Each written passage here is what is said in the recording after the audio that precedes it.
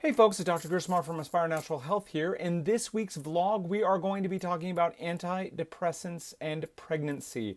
Are they a good fit? So more and more women are on antidepressants, right? Many of them want to get pregnant, are pregnant, just recently had kids. And are the antidepressant drugs okay? Are they safe? Now, I have to preface this by saying, look, in anything, we're always looking at the relative risk as well.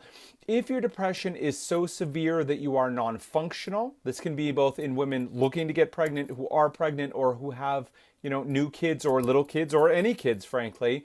If your depression is so severe that you cannot take care of yourself or those kids, you are a danger to yourself or those kids, or you are just like non-functional or just not going to make it, then by all means, the better choice is to stay on the antidepressants, right? So let me be clear that in this vlog, we're going to talk about a couple studies that suggest that antidepressants and pregnancy don't mix. But having said that, we always look at, okay, the potential risk of these versus the very real risk of if you cannot care for yourself or your kids, or you're going to harm yourself or your kids, all right? So let me make sure I've said this as clear as I can. If you have a serious mental issue, depression, anxiety, or something else that is the reason that you are on antidepressants, and you do not feel that you can say, or you or your doctor do not feel that you can safely go off those antidepressants, please don't worry about this vlog. Stay on those antidepressants. Okay, but what about everybody else? The vast majority of people are taking antidepressants because they've had tough life situations, something was going on, they weren't feeling very good, and their doctor recommended that they go on antidepressants to help manage either depression, anxiety, or both. What about those people? Those women who are thinking, I'd like to get pregnant. I wonder if it's safe to be on this antidepressant, right? Now, in general, what we can say is that the data is mixed. Some studies have shown that taking antidepressants is a risk for things like miscarriage, heart defects in the baby, other birth defects that affect the brain, having babies too early, and having babies that are too small. Other studies have shown that the risks seem to be minimal. And the current guidelines are of the antidepressant medications, that Prozac, also called fluoxetine, some of the older tricyclic antidepressants, and possibly Celexa or citalopram are among the safest choices. So again, if you need to be on an antidepressant and you are looking to get pregnant, it is probably best that you look for Prozac, the older tricyclics, or Celexa, right? And that the data is mixed. Well, while I was digging, looking for studies on various things, I came across a couple that gave me pause. And the first was the effects that antidepressants were having on fetal growth, again, so that growth and that risk that possibly these could be affecting the growth of the baby, and also a perennial favorite of mine, the HPA axis. HPA axis stands for hypothalamic, pituitary. Those are two parts of the brain. The A is for adrenals, so the brain-adrenal connection. In an earlier vlog post, we talked about the connection between the HPA axis and bacteria. Well, now we're adding in another wrinkle when it comes to antidepressants. So this study found that women who had taken SSRIs, another word for these type of antidepressants, the babies were characterized by being smaller in general, having a smaller head, and being lighter. They also found they had significantly lower cord blood levels of cortisol, right, the big major adrenal hormone, and higher levels of thyroid stimulating hormone, or TSH. So it seemed that the SSRIs were interfering with growth hormone, also a hormone here called IGF-1. They were interfering with cortisol, and they were interfering with TSH, or thyroid stimulating hormone.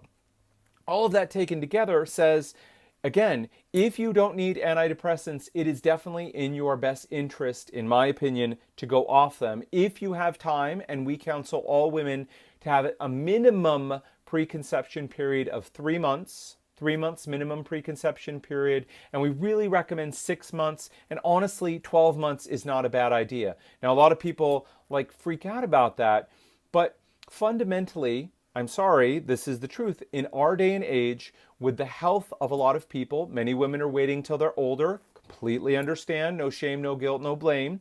But often they're waiting till they're older, and most of us now are suffering from states of poorer health. Those things combine to impact the health of babies. So we can't take it for granted anymore that we can just get pregnant whenever we want and expect our babies to be healthy. Like anything else in life, we need to invest in sensible precautions, improve our own health, both as men, so pointing at men here, and women, improve our own health and improve our odds of having a healthy baby. So this study suggested that taking SSRIs while you're pregnant resulted in changes in hormone levels and in that all-important HPA axis, which could go on to influence people for the rest of their lives in terms of their stress response, in terms of adrenal fatigue or adrenal dysfunction, and again, as was pointed out earlier, can also affect their gut flora, which can then go on to affect just about anything else in the body. So a second study talked not about taking SSRIs when a woman is pregnant, but in that postpartum period. That means shortly after they've delivered the baby. Now, it's important again to realize that postpartum depression, or depression that comes on after a woman has a baby, is a very real thing, and in some women is a very severe thing. So once again, we're weighing risks and benefits, and if you are severely depressed such that you can't take care of your kids, or you're at risk for harming them or yourself, then by all means, the antidepressant is the better choice. But what about for women, again, maybe they've been on antidepressants, or they're just not feeling great, but there's no real risk? Well, this study went on to show that it influenced the babies, but it had a big difference between men and women, right? With females going on to show much less issues secondary to the mom having these SSRIs than did the babies. Than did the male babies. So let's go ahead and take a look here. So fluoxetine, right, which is Prozac, can reach the offspring via breast milk, which raised consequences for women who are breastfeeding, right? The goal of the study was to examine the long-term effects of this on their behavioral, endocrine, which means hormones, and neural, which means brain, measurements in adult male and female offspring. Now, it's important to note that this study was done in rats again. And again, rats are not humans, but also it's important that they are living animals, and we share a lot in common with them. So they showed that maternal, meaning the moms, postpartum antidepressant use increased anxiety-like behavior, increased anxiety, right, and impaired the hypothalamic pituitary axis feedback in adult male, but not adult female offspring. So what they're saying is, look, the rats, after they gave birth, were given fluoxetine or Prozac. It transmitted through their breast milk to their pups. And then those pups were studied as they grew into adulthood. And what they found in the male rats that grew into adulthood was that they had more anxiety and their HPA axis was impaired. Not only that, but when they examined their brains, they found that what they say here is the density of immature neurons was different between the male and the females. So they found that it tended to increase the immature neurons in males, but decreased it in females. What exactly that means, we're not 100% sure, but what we can suggest is that in men, part of their brains did not fully develop, right? So, interesting to note, if you are a male, you suffer from anxiety, and you have an HPA axis dysregulation, a question is, did your mom take antidepressants? Specifically, did she take Prozac when she was breastfeeding you? Now, we can't say for sure, but certainly this raises a bit of a red flag, because these are issues, anxiety of course, and then HPA axis dysregulation, that can go on to affect people's health and well-being as they grow up. Maybe not so much an issue for girls or women, but more of an issue for boys or men. All right? So, All this comes down to say is, look, are SSRIs safe during pregnancy and afterwards, especially if you're breastfeeding?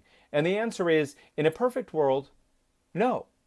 Now, in the real world, we have to weigh this against why someone is taking antidepressants. Again, I know I've said this several times. I just have to bang on this drum one last time. If the antidepressants are keeping you from doing something dangerous to yourself or others, the risk is far more from not taking the antidepressants than it is from taking them. But if you're taking antidepressants because you just didn't feel good, you had mild depression, you had some bad experiences in your life, like lost your job, someone near to you died, quote unquote normal depression, but when you saw your MD, they prescribed antidepressants for you, I strongly recommend take that 3 to 6 months, do the preconception care, and get off the antidepressants. Because while we can't know for sure, and the data is mixed, there's enough out there that says that taking antidepressants while you're pregnant could affect the health of your baby. And there's enough out there that suggests that taking antidepressants while you're breastfeeding that gets to your baby could affect the baby as they grow up into adulthood, especially if they're boys. So we want to do everything that we reasonably can. Now listen, antidepressants are a useful tool in certain circumstances. They are grossly overprescribed. They don't work as well as studied, right? Topic for another vlog was the big selection bias, where the pharmaceutical companies simply didn't publish the studies that showed that antidepressants didn't work very well or had more side effects. And when we include all of that data, we find that they do work, but not tremendously better than a placebo. Now, that's not to say that if you're taking it and feeling that it's very helpful for you, that you should in any way stop, but it's to say that antidepressants are not the cure-all that they're made out to be. It's much better when and if possible to find the ultimate reason for that depression, whether it's a life event or whether it's a biochemical imbalance that can be corrected, and deal with those issues so someone doesn't need those antidepressants. And we do that on a regular basis for people. At Aspire Natural Health, we treat gut problems, autoimmune disease, and hard to treat cases, including, and many of these people, including trying to get off their antidepressants. It's not right for everyone, but certainly getting healthier, attending to all the bases, doing preventative medicine, and fixing underlying causes means that many, many people are able to get off their antidepressants. If we can help you, please feel welcome to contact us. All right? You can find us at www.aspirenaturalhealth.com and at facebook.com/aspirenaturalhealth. Until we talk again next time, guys, take care.